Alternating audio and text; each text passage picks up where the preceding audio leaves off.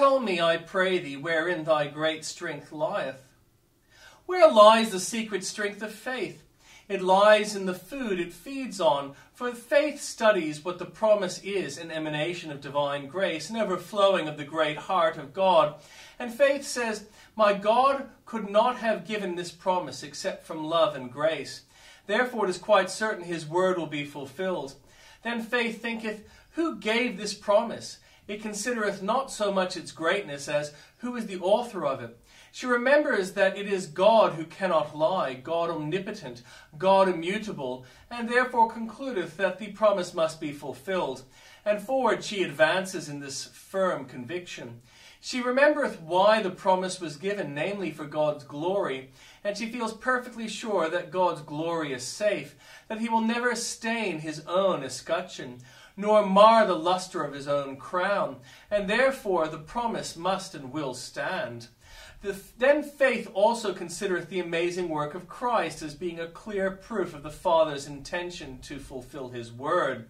He that spared not his own Son, but freely delivered him up for us all, and how shall he not with him also freely give us all things?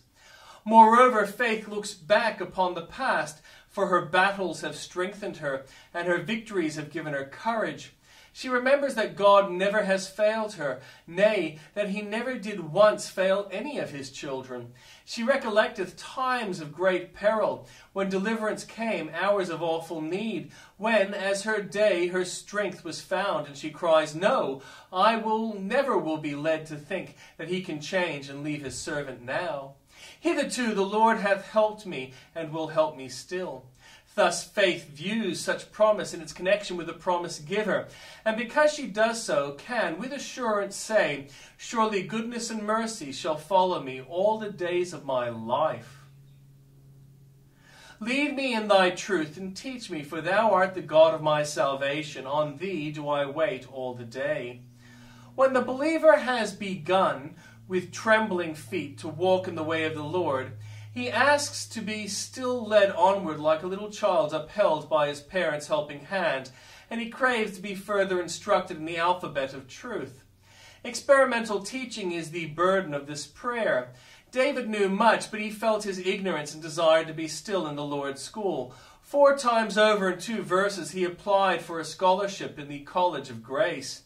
It were well for many professors if instead of following their own device and cutting out new paths of thought for themselves, they would inquire for the good old ways of God's own truth and beseech the Holy Ghost to give them sanctified understandings and teachable spirits.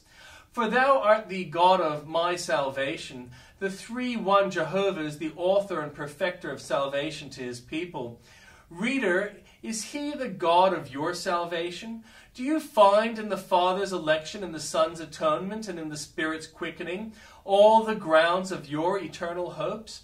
If so, you may use this as an argument for obtaining further blessing. If the Lord has ordained to save you, surely he will not refuse to instruct you in his ways. It is a happy thing when we can address the Lord with confidence, which David here manifests. It gives us great power in prayer and comfort in trial. On thee do I wait all the day. Patience is the fair handmaiden and daughter of faith. We cheerfully wait when we are certain that we shall not wait in vain.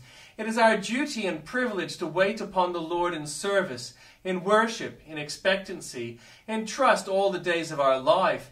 Our faith will be tried faith, and it will be of the true kind. It will bear continued trial without yielding. We shall not grow weary of waiting upon God if we remember how long and how graciously he once waited for us.